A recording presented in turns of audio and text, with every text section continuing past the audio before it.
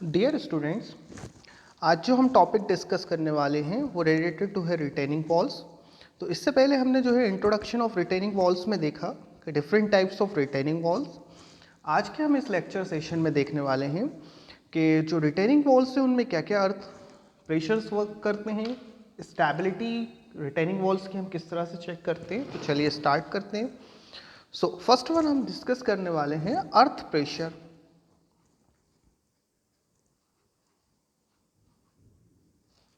अर्थ pressure. So earth pressure की अगर हम बात करें तो फॉर एग्जांपल ये हमारी रिटेनिंग वॉल है। किसी रिटेनिंग वॉल के केस में हम अर्थ प्रेशर को फाइंड आउट कर रहे हैं। तो फॉर एग्जांपल ये हमारी कोई कैंटिलीवर रिटेनिंग वॉल है, ठीक है। इस कैंटिलीवर रिटेनिंग वॉल के रिस्पेक्ट में यहाँ पर कुछ हमारा अर्थ फिल है, यानी जिसे हम बैकफिल बोलते हैं। यहाँ पर बैकफिल का अमाउंट है,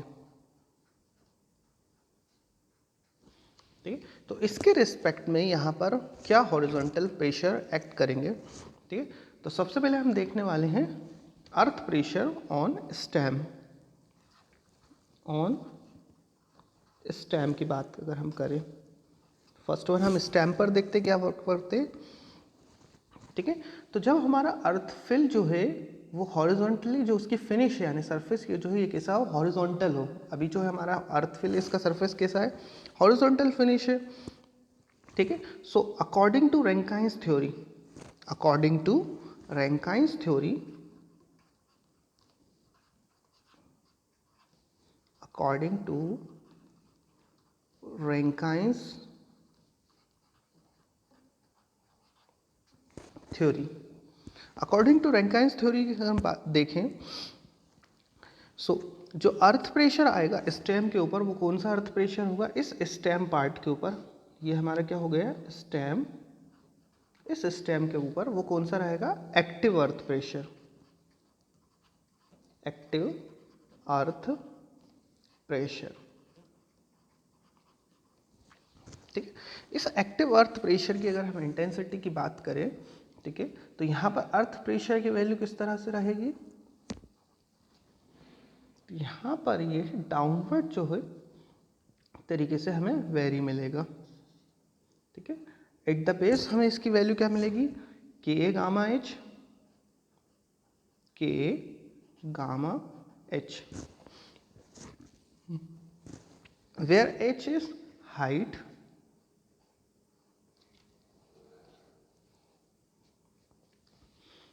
ठीक है, gamma unit weight of soil, ठीक, यूनिट वेट ऑफ सॉइल या बैकफिल। गामा क्या हो गया यहाँ पर हमारा, यूनिट वेट ऑफ बैकफिल, ठीक है। एच यहाँ पर हमारा क्या है, एच को हम बोल सकते हैं हाइट। और इसी तरीके से अगर हम बात करें के, तो के is coefficient of active earth pressure, coefficient of active earth pressure, ठीक है। सो यहाँ पर हमारा एट द बेस हमें क्या वैल्यू मिल रही है, के गामा एच, ठीक है।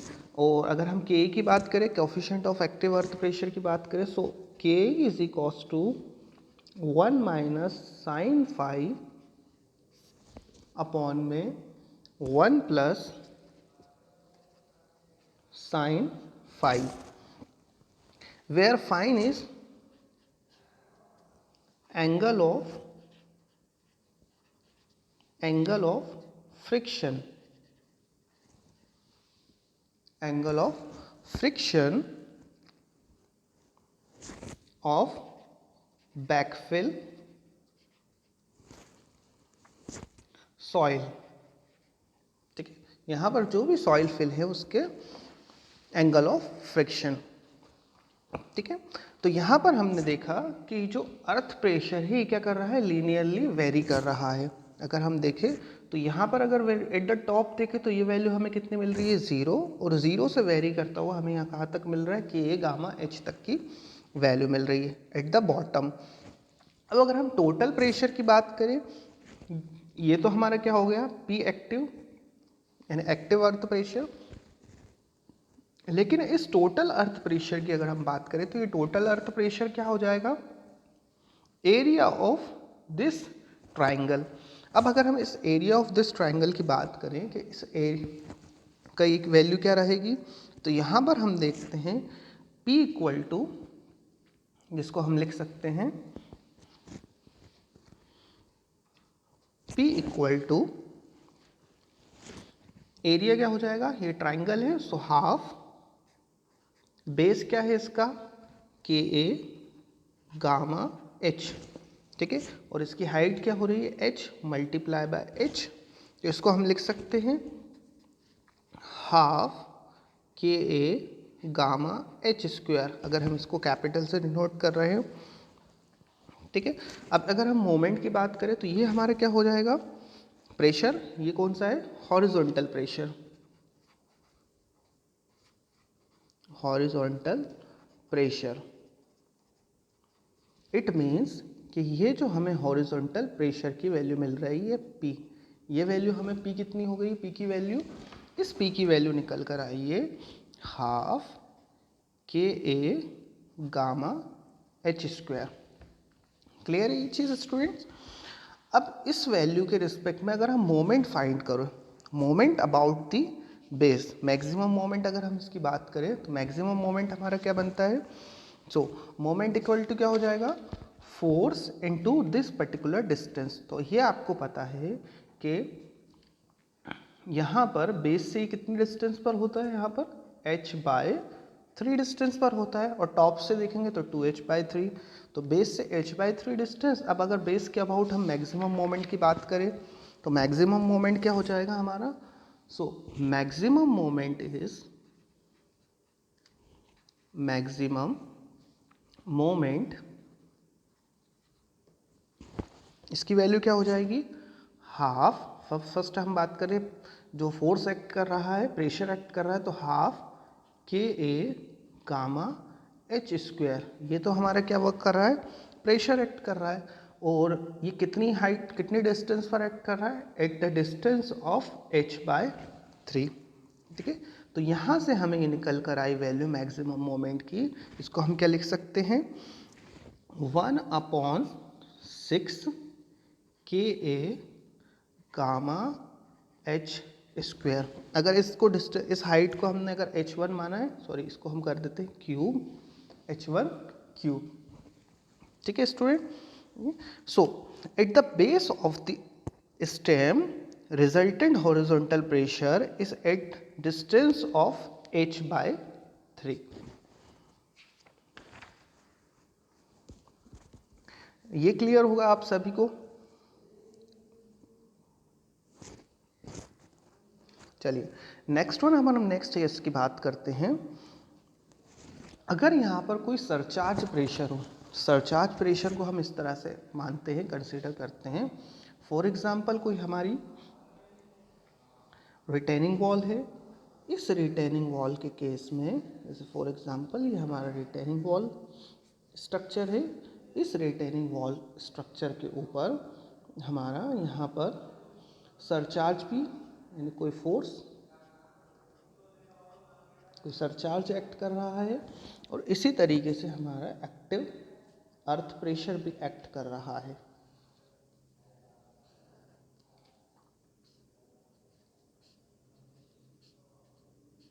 इस सरचार्ज की वैल्यू हो गई WS, वेट ऑफ सरचार्ज, ठीक है, और यहाँ पर P एक्टिव अर्थ प्रेशर, ठीक है, और pressure due to surcharge, this value PS, pressure due to surcharge, ठीक है। तो अब यहाँ पर हमारा एक्टिव अर्थ प्रेशर क्या हो जाएगा, ठीक है, प्रेशर ड्यू टू सरचार्ज। इस केस में हम इसको किस के थ्रू फाइंड आउट कर सकते हैं, इसके, ये हो जाएगा हमारा KWS, where K is coefficient of active earth pressure. So in case of backfill, with surcharge, stem of retaining wall is subjected to a uniform horizontal pressure PS and linearly varying pressure PA is shown in figure. So ये किस case में जाता था, जब हमारा surcharge क्या हो, horizontal हो. लेकिन अगर सरचार्ज जो है इंक्लाइंड हो, फॉर एग्जाम्पल जो सरचार्ज एक्ट कर रहा है, हम सेकेंड केस भी समझ लेते हैं. तो सेकेंड केस में हम देखते हैं कि फॉर एग्जाम्पल यहाँ पर हमारा ये रिटेनिंग वॉल है और इस रिटेनिंग वॉल के केस में जो सरचार्ज है वो क्या है, इंक्लाइंड हो. अगर सरचार्ज कैसा हो आपका, इंक्लाइंड हो, इट मीन्स कि जो बैकफिल है आपको वो किसी इंक्लाइंड एंगल पर बैकफिल आपका फिल हो रहा हो. ठीक है, यहाँ पर जो सॉइल है वो किसी पर्टिकुलर, या जो बैकफिल का मटेरियल है वो किसी पर्टिकुलर एंगल पर हो. अगर इस एंगल की वैल्यू जो है वो बीटा हो, ठीक है, तो यहाँ पर लगने वाला जो एक्टिव अर्थ प्रेशर है उसकी वैल्यू हमें किस तरह से मिलेगी, तो उसको आइए देखते हैं.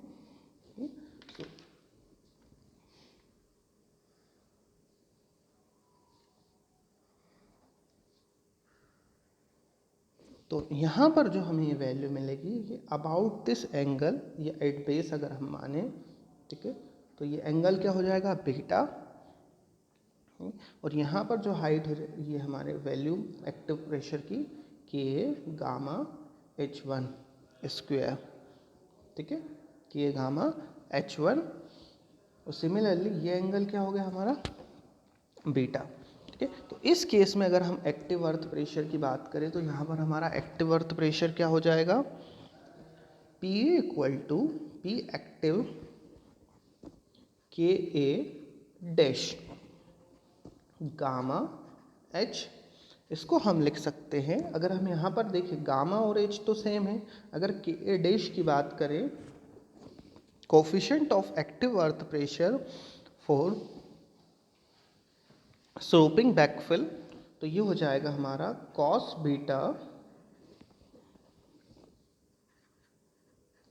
Beta minus under root of cos square beta minus cos square phi. Phi is angle of friction. Similarly cos beta plus under root of cos beta plus minus cos square phi. Beta is angle of surcharge या surcharge angle, और phi is angle of friction. तो इस तरह से आप क्या कर सकते हैं, इसको सरचार्ज एंगल के रिस्पेक्ट में भी आप एक्टिव अर्थ प्रेशर को फाइंड आउट कर सकते हैं. ठीक है, अब अगर हम रिलेशन की बात करें, relation between active earth pressure and passive earth pressure, ठीक है, तो यहाँ पर हमें एक रिलेशन याद रखना है कि पैसिव अर्थ प्रेशर यानी के पी इक्वल्स टू 1/K. ठीक है, इसको हम इस तरह से याद रखेंगे. ठीक है, तो अगर किसी भी केस में अगर आपको फॉर एग्जांपल हमें के एक्टिव की जगह के पैसिव फाइंड करना है, तो ये क्या हो गया 1/K. तो इसको हम लिख सकते हैं 1 में 1 माइनस साइन फाई और 1 plus sine phi. It means कि क्या हो जाएगा 1 प्लस साइन फाई अपॉन में 1 माइनस साइन फाई. ठीक है, तो हम इसको इस तरह से कर सकते हैं. क्लियर स्टूडेंट्स ये?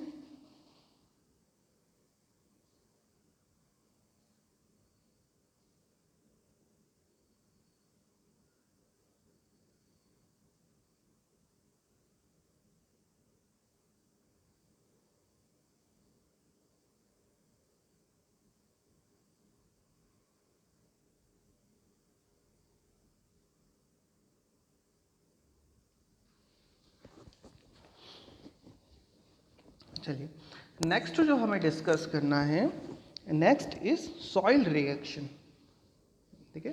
तो ये तो हमारा कौन सा हो गया, active earth pressure due to backfill. लेकिन अगर हम बात करें किसी रिटेनिंग वॉल के केस में, सो फॉर एग्जांपल ये कोई हमारी रिटेनिंग वॉल है,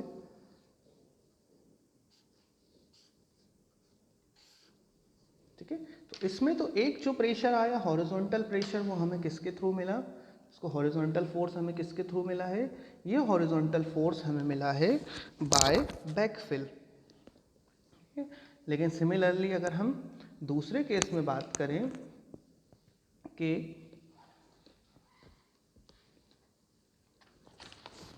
जो सॉइल हमारी जो है उसका प्रेशर एक्ट कर रहा होगा इस पार्ट के ऊपर भी due to the self weight of soil, क्योंकि जो हमारी सॉइल यहाँ पर या जो मटेरियल बैकफिल मटेरियल यहाँ पर फिल है उसका कुछ अमाउंट ऑफ वेट यहाँ पर भी एक्ट करेगा।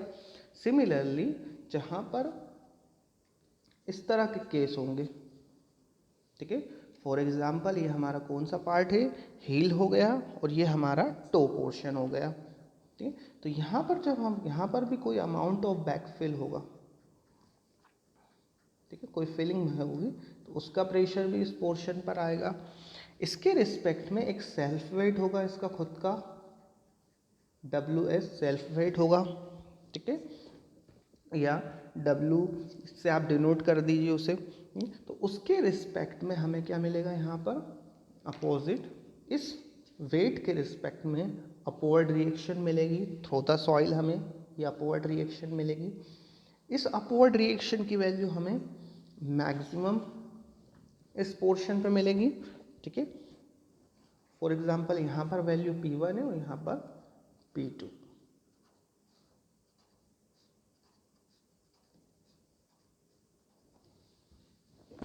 ठीक। तो चलिए इसी को हम बोलते हैं, ठीक है। तो अगर हम सॉइल रिएक्शन की बात करें तो सॉइल रिएक्शन जो हमें है वो टो के रिस्पेक्ट में, ठीक है, ये वेरिएशन कैसा रहता है, लीनियरली वेरिएशन रहता है।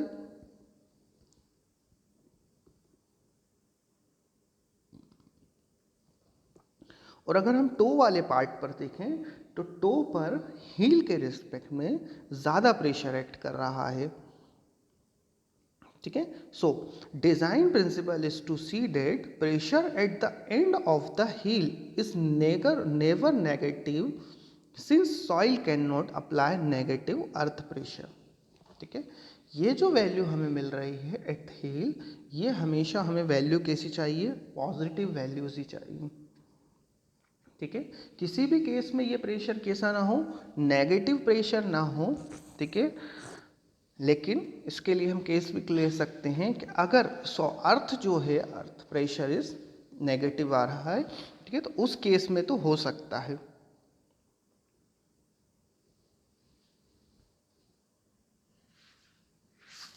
तो चलिए देखते हैं, क्लियर है ये चीज़। तो ये प्रेशर किसके थ्रू आएगा, ये प्रेशर आएगा by the self weight of, और यहाँ पर ये जो सॉइल अमाउंट है इतने पार्ट का, अगर हम ये देखें ये सॉइल अमाउंट, इसके थ्रू जो ये हमें अपवर्ड प्रेशर मिल रहा है, इस अपवर्ड प्रेशर की वैल्यू क्या होना चाहिए, एट द हील पॉइंट कभी भी नेगेटिव हमें नहीं मिलना चाहिए, ठीक है, for design consideration.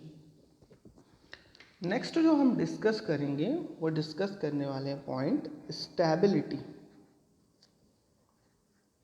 Stability of retaining wall.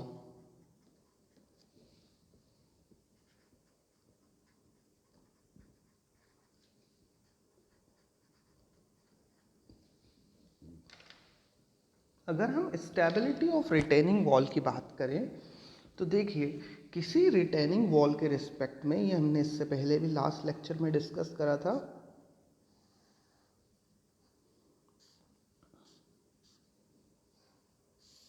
For example ये कोई रिटेनिंग वॉल है, तो यहाँ पर हमें एक हॉरिजॉन्टल फोर्स एक्ट कर रहा है, हॉरिजॉन्टल प्रेशर एक्ट कर रहा है, ठीक है। ठीक, तो इसके रिस्पेक्ट में हमारे दो केसेस हो सकते हैं, ठीक है। और अगर हम फेलर की बात करें तो यहाँ पर हमें फेलर भी दो टाइप से मिलेंगे, by overturning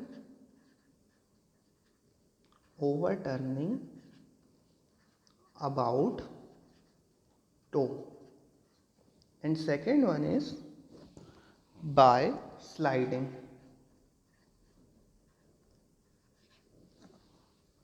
By overturning and by sliding. Okay, so it is necessary to check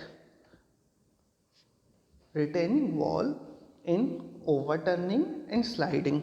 अगर हम overturning की बात करें, अगर ये लेटरल प्रेशर जो है, ये हॉरिजॉन्टल प्रेशर जो है, इसकी वैल्यू बहुत ज़्यादा हो जाए, so there is a chances of कि ये जो पॉइंट हो गया हमारा टो वाला, अबाउट टो, इस पॉइंट के अबाउट ये फॉल जो है ओवरटर्न हो सकती है, there is a chances.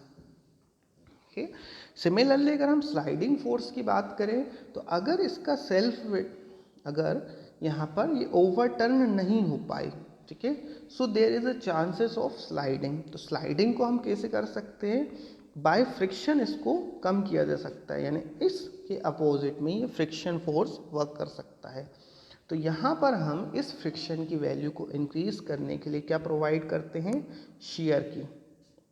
Bottom में इस फेस के ऊपर हम क्या प्रोवाइड कर देते हैं, शेयर की। इस शेयर की के प्रोवाइड करने से यहाँ पर क्या मिल जाती है, स्टेबिलिटी इंक्रीज हो जाती है अगेंस्ट दी स्लाइडिंग मोमेंट। ठीक है, तो फर्स्ट वन हम समझते हैं किसके लिए, ओवरटर्निंग के रिस्पेक्ट में। तो चलिए फर्स्ट देखते हैं हम किसके लिए, ओवरटर्निंग। ओवरटर्निंग, चलिए ओवरटर्निंग के रिस्पेक्ट में हम बात करते हैं। So the earth pressure on the stem causes overturning moment about the toe.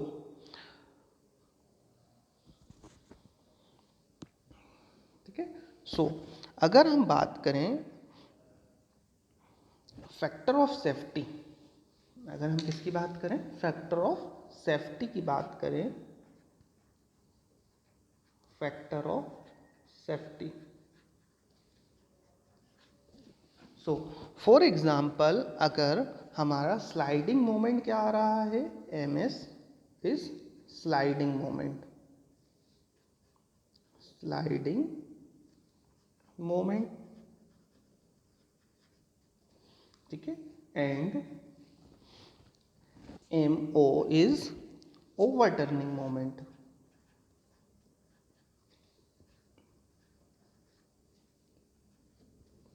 Overturning moment.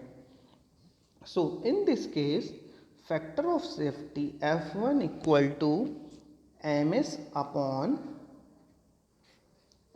mo. See, so minimum of factor of safety, इस केस में जो minimum factor of safety FOS, factor of safety, हम कितना use करते हैं, 1.04। कितना use करते हैं, 1.04। एंड एज पर IS 456-2000 ओनली 0.9 टाइम्स, यानी 90% of the characteristic dead load shall be taken into consideration. जब हम किसकी बात करेंगे, ठीक है, तो यहाँ पर देखिए स्लाइडिंग जो हमें हो रहा है किसके रिस्पेक्ट में हो रहा है, यहाँ पर हमें स्लाइडिंग ड्यू टू स्लाइडिंग जो होगा, स्लाइडिंग मोमेंट हमें किसके रिस्पेक्ट में मिलेगा, वेट के रिस्पेक्ट में मिलेगा। ठीक है, तो हम यहाँ पर इसे फैक्टर ऑफ सेफ्टी हमारा फाइनली क्या निकल कर आएगा, ये हमने फैक्टर ऑफ सेफ्टी, ठीक है, तो हम यहाँ पर इसको कितना यूज करेंगे, 90%, यानी 0.9 ऑफ स्लाइडिंग मोमेंट, ठीक है, एंड ओवरटर्निंग मोमेंट। ठीक है, क्योंकि हम यहाँ पर सेल्फ वेट को कितना कंसीडर कर रहे हैं, सिर्फ 90% कंसीडर कर रहे हैं। इसी तरीके से अगर हम स्लाइडिंग के रिस्पेक्ट में बात करें, यहाँ हमने किसके रिस्पेक्ट में लिया है, ओवरटर्निंग। सिमिलरली अगर हम स्लाइडिंग की बात करें, स्लाइडिंग, ठीक है, so the horizontal pressure H on the stem tries to slide the retaining wall away from the backfill। ठीक है, यहाँ पर ये क्या ट्राई करती है कि ये जो हॉरिजॉन्टल प्रेयर है इसे ट्राई करती है इस डायरेक्शन में स्लाइड करने के। तो इसको हमें इस स्लाइडिंग होने से रोकना है। ठीक है, स्लाइडिंग के अगेंस्ट जो मेजर जो हमारा वर्क करेगा, ठीक है, so this is resisted by the frictional force between the soil and heel and the toe slab. यहाँ पर हमारा वेट वर्क कर रहा है, तो यहाँ पर हमारा फ्रिक्शन किसके रेस्पेक्ट में वर्क करेगा। जैसे फॉर एग्जांपल यहाँ पर ये हॉरिजॉन्टल स्लाइडिंग मोमेंट हमें इस डायरेक्शन में मिल रहा है, तो फ्रिक्शन किसके थ्रू वर्क कर रहा है, फ्रिक्शन इस पार्ट के थ्रू वर्क कर रहा है। इट मीन्स कि आपकी heel slab, toe slab and stem part. Clear है ये चीज। ठीक है, so if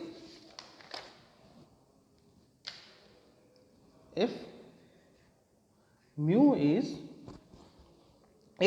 is the coefficient of friction, mu is coefficient of friction। ठीक है, एंड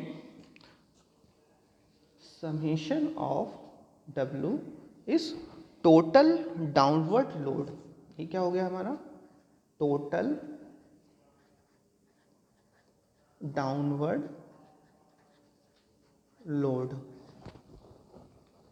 ठीक है, so maximum resisting frictional force हमारा क्या हो जाएगा, so maximum resisting frictional force हमारे यहां से होगा F equal to mu summation of W। ठीक है, और अगर हमारा जो हॉरिजॉन्टल पीएच क्या हो जाएगा, अगर हमारा टोटल हॉरिजॉन्टल प्रेशर हो जाए, total horizontal pressure, total horizontal pressure हो जो एक्ट कर रहा हो। ठीक है, तो उस केस में हमारा फैक्टर ऑफ सेफ्टी क्या हो जाएगा अगेंस्ट स्लाइडिंग, तो factor of safety against sliding, ये हमने इसको F1 दिया तो इसको हमने नेम दे दिया F2 equal to mu summation of total weight upon total horizontal pressure which is PH. ठीक है, और सिमिलरली हमें डेड लोड कितना कंसीडर करना है, यहाँ पर इसको 90% ही लेना है, तो ये वैल्यू कितनी हो जाएगी, मल्टीप्लाई बाय 0.9। क्लियर है, तो इसको हम इस तरह से समझे स्लाइडिंग फोर्स को। तो फॉर एग्जांपल यहाँ पर हमारी ये रिटेनिंग वॉल है, इस रिटेनिंग वॉल के केस में जो हमारा टोटल वेट किन किन पोर्शन का एक्ट करेगा हम अगर, ठीक है, तो यहाँ पर देखिए अगर हम इसको वेट को फाइंड आउट करें, ठीक है, सो एक वेट तो हो गया इस सॉइल का, इसको हमने नेम दे दिया है W1। एक वेट हो गया इस स्टेम पार्ट का, और एक हो गया इस बॉटम स्लैब का, यानी टोर हील स्लैब का हो गया। और इसके आगे जो वर्क कर रहा है वो हॉरिजॉन्टल फोर्स एक्ट कर रहा है। ठीक है, तो यहां से हमारी फैक्टर ऑफ सेफ्टी की वैल्यू कितनी निकल कर आती है, F2 equal to 0.9 mu summation of all the vertical upon में समेशन ऑफ यानी टोटल हॉरिजॉन्टल प्रेशर। ठीक है, तो यहाँ पर ये हमारा सेकेंड फैक्टर ऑफ सेफ्टी हमें मिल जाता है। ठीक, अब स्लाइडिंग के अगेंस्ट इसको और स्ट्रॉन्ग करने के लिए हम क्या यूज़ करते हैं, यहाँ पर प्रोवाइड करते हैं शेयर की, जिससे हमें क्या मिलता है, एक्स्ट्रा फ्रिक्शन वैल्यूज मिल जाती है अगेंस्ट स्लाइडिंग फोर्स। ठीक है, और यहाँ पर ये जो प्रेशर एक्ट करता है इसको हम क्या बोलते हैं, passive earth pressure.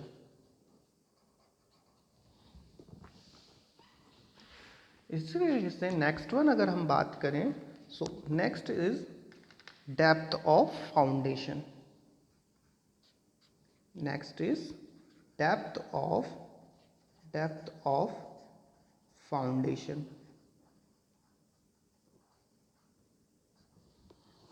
Depth of foundation की अगर हम बात करें, सो वापस हम इस ट्राइग्राम के थ्रू डेप्थ ऑफ फाउंडेशन को समझते हैं।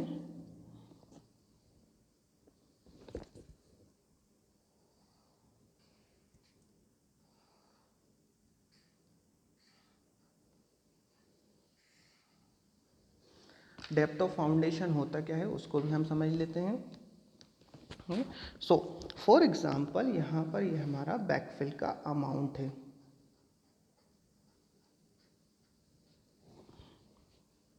ठीक है।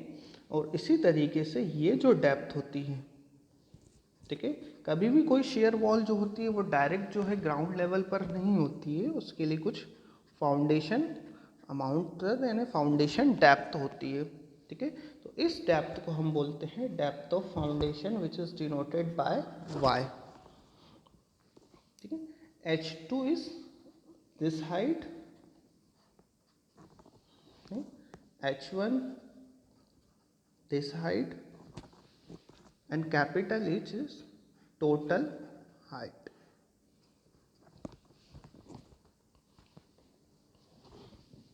So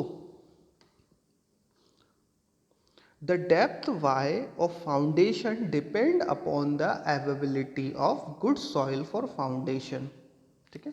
So minimum depth of the foundation by Rankines is Y equal to Q0 upon gamma K square, where Q0 is SBC of soil, जिसको हम बोलते हैं soil bearing capacity, gamma is unit weight of soil।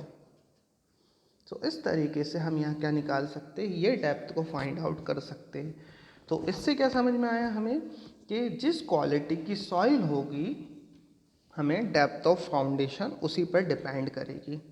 तो ये दो चीज़ों पर depend कर रही है, quality of soil means soil bearing capacity, ठीक है, and second one is unit weight of soil. तो इन दोनों चीज़ों पर ये डिपेंड करेंगे, ठीक है। तो कोई भी क्वेश्चन को सॉल्व करने से पहले जो आज हमने पॉइंट्स डिस्कस करे वो सारे पॉइंट्स काम आएंगे। कौन कौन से पॉइंट्स होगा यहाँ पर, सबसे पहले हमने देखा कि अर्थ प्रेशर की अगर हम बात करते हैं तो अर्थ प्रेशर में हमने देखा कि यहाँ पर दो तरीके से अर्थ प्रेशर वर्क करता है। एक हो गया हमारा एक्टिव अर्थ प्रेशर, एक हो गया passive earth pressure. Active earth pressure वो अर्थ प्रेशर होगा जो बैकफिल के थ्रू हॉरिजॉन्टल प्रेशर अप्लाई होगा, किसके ऊपर, हमारी रिटेनिंग वॉल के ऊपर जो अर्थ प्रेशर अप्लाई होगा उसे हम क्या बोलेंगे, हॉरिजॉन्टल प्रेशर या एक्टिव अर्थ प्रेशर, ठीक है। तो एक्टिव अर्थ प्रेशर को हम बाय रैंकाइन्स थ्योरी हम निकाल सकते हैं। तो एक्टिव अर्थ प्रेशर हमारा क्या हो जाएगा, हाफ के गामा एच स्क्वायर, ठीक है। ये एक्ट कहाँ पर करेगा, at the height of h/3 from the bottom, ठीक है, बॉटम से h/3 पर हाइट करेगा। अब यहाँ पर जो coefficient of active earth pressure है उसको हमने रैंकाइन्स फॉर्मूले से देखा, तो K is equals to 1 - sin 5 plus 1 plus sin 5। अब मैक्सिमम मोमेंट की बात करें तो अगर हम इसके अबाउट मोमेंट अगर फाइंड आउट करना है, ठीक है, अबाउट बेस, तो ये मोमेंट क्या हो जाएगा, फोर्स मल्टीप्लाई बाय डिस्टेंस। तो यहाँ पर डिस्टेंस कितनी थी, h/3, तो यहाँ से हमने निकाला K गामा h³/6, ठीक है। दूसरा केस हमने देखा कि अगर यहाँ पर हमारे पास कोई सरचार्ज है, अब वो सरचार्ज दो तरीके से हो सकता है। तो या तो सरचार्ज हमारा कैसा होगा, यानी उसका सरफेस कैसा होगा, हॉरिजॉन्टल मिलेगा, या सरफेस हमें इंक्लाइन मिलेगा। अब अगर हम हॉरिजॉन्टल के रिस्पेक्ट में बात करें, यानी जहाँ पर हमारा सरचार्ज कैसा हो, हॉरिजॉन्टल हो, तो हॉरिजॉन्टल के केस में क्या हो जाएगा, ठीक है, pressure due to surcharge KA multiply by WS, ठीक है, वेट ऑफ सर्च। इसी तरीके से अगर इंक्लाइंड है, सरचार्ज एंगल हमें दिया गया है, इंक्लाइंड है किसी एंगल के ऊपर, सरचार्ज एंगल बीटा हो, तो उस केस में हम क्या निकाल सकते, क्या चेंज होगा यहाँ पर, सिर्फ हमारा के की वैल्यू चेंज होगी, यानी coefficient of active earth pressure की वैल्यू। तो वो हम इसके थ्रू निकाल सकते हैं, इस फॉर्मूले के through, cos beta multiply by cos beta minus under root of cos square beta minus cos square 5 upon में cos beta plus under root of cos beta minus cos square beta minus cos square 5। Next one हमने देखा relationship between the active earth pressure and coefficient of active earth pressure and passive earth pressure. So coefficient of passive earth pressure equal to 1 upon coefficient of active earth pressure. तो यहाँ से हमने देखा कि हम इस तरह से इसको फाइंड आउट कर सकते हैं। देन हमने बात करी किसके लिए, स्टेबिलिटी ऑफ रिटेनिंग वॉल। अगर हम स्टेबिलिटी ऑफ रिटेनिंग वॉल की बात करें तो हमें दो जो फेलर होता है वो हमें दो तरह से फेलर होता है रिटेनिंग वॉल के केस में, by overturning and by sliding. तो ये ओवरटर्निंग और स्लाइडिंग के रिस्पेक्ट में हमें इसे सेव करना होता है। तो इन दोनों केस को हमने समझा कि ओवरटर्निंग के केस में हम उसको किस तरह से सेव करते हैं और यहाँ पर कौन कौन से मोमेंट वर्क करते हैं। तो जब हम ओवरटर्निंग की बात करेंगे तो यहाँ पर हम दोनों ही मोमेंट निकालेंगे। कौन कौन से moment, sliding moment and overturning moment. तो जो रिलेशनशिप है ओवरटर्निंग मोमेंट और स्लाइडिंग मोमेंट के लिए उसकी कितनी होना चाहिए वैल्यू, 1.4। ये मैंने 0.4 लिख दिया है, इसको आप करेक्ट कर लीजिएगा। ये वैल्यू कितनी है, 1.4, ठीक है, 1.4। तो यहाँ पर ये जो रिलेशन है इसको हमें इस 1.4 से क्या लाना है, लेस लाना है, ठीक है। इसी तरीके से हमने देखा कि जो हम यहाँ पर स्लाइडिंग मोमेंट के केस में जो वैल्यू ले रहे हैं यानी डेड लोड जो हम कैलकुलेट कर रहे हैं तो वो हमें सिर्फ कितना कंसिडर करना है, एज पर IS कोड सिर्फ 90% यानी 0.9 टाइम्स ही लेना है। सिमिलरली अगर हम स्लाइडिंग के केस में बात करें तो स्लाइडिंग जो डिपेंड करेगी वो किसके डिपेंड करेगी, friction between the soil and heel toe slab के बीच का जो फ्रिक्शन है उस पर डिपेंड करेगी। जो हमने यहाँ पर देखा था कि ये जो डिपेंड करेगा ये इसके भी यहाँ पर जो फ्रिक्शन एक्ट कर रहा है, फ्रिक्शन वर्क कर रहा है उस पर डिपेंड करेगा। तो इसको हमने माना कि जो समेशन ऑफ टोटल वेट हो गया मल्टीप्लाई बाय फ्रिक्शन वैल्यू। तो यहाँ से हम निकाल सकते हैं सेकेंड कांस्टेंट यानी हमारा second factor for the sliding. तो ये हमारा क्या हो जाता है, mu summation of all the vertical forces multiply by 0.9 and divided by total horizontal pressure. तो इस तरीके से हमें यहाँ पर एक रिलेशन मिल जाता है, इसको अप्लाई करते तो ये दो अगेंस्ट स्लाइडिंग और ओवरटर्निंग हमें इसको क्या करना होता है, सेव करना होता है। इसी तरीके से हमने देखा कि डेप्थ ऑफ फाउंडेशन हम कैसे फाइंड आउट कर सकते हैं ये। तो इसके नेक्स्ट लेक्चर में स्टूडेंट्स हम डिस्कस करेंगे कि इस पर बेस यानी कैंटिलीवर रिटेनिंग वॉल के केस में हम इसके न्यूमेरिकल को कैसे सॉल्व करेंगे, क्या क्या कंडीशन होती है, कैसे इसको सेव किया जाता है, रेनफोर्समेंट की डिटेलिंग कैसे की जाती है, वो देखेंगे आप नेक्स्ट लेक्चर में। चलिए, so thank you, have a nice day.